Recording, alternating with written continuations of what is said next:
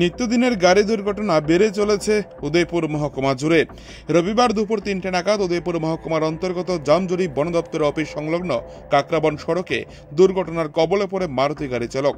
গাড়ির মালিক দুর্জয়রাম দেববর্মা নিজ গাড়ি TR03H0780 নম্বরের গাড়ি নিয়ে উদয়পুরে নিজের স্ত্রীকে ডাক্তার দেখিয়ে কাকরাবন নিজ বাড়িতে যাওয়ার পথে একটি দ্বিচক্র যানকে বাঁচাতে গিয়ে দুর্ঘটনার কবলে পড়ে মারুতি গাড়ি।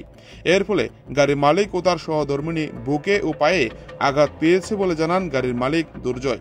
পরে পথ চলতি অন্যান্য গাড়ি চালকরা উদয়পুর দমকল দপ্তরে দুর্ঘটনার খবর দেয়। দমকল বাহিনী দুর্ঘটনার খবর পেয়ে দ্রুত দুর্ঘটনাস্থলে ছুটে যায় এবং আহতদেরকে উদ্ধার করে টেপানিয়া জেলা হাসপাতালে নিয়ে যায় চিকিৎসা করানোর জন্য।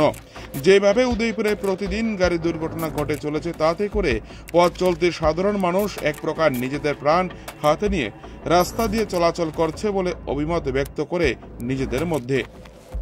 কাকরাবন থেকে নিজস্ব প্রতিনিধি রিপোর্ট টিভি 100 বাংলা। কোন জায়গায় যাইতে লাগছিলেন? আমি বাড়ির জমুকে কাকরাবন ওইটাই লাগছে। কোন জায়গায় চাইছেন? আমি উদয়পুর থেকে ডাক্তার থেকে আইছি। আচ্ছা, আপনার নাম? আমার দুর্জয়রাম দেববর্মা। আচ্ছা, বেশি কিছু হয়েছে? বুকে ব্যথা পাইছে আমার, একটা বাইক বাঁচাইতে গিয়া। আপনার বয়স কেমন হবে? হ্যাঁ, আপনার বয়স কেমন হবে?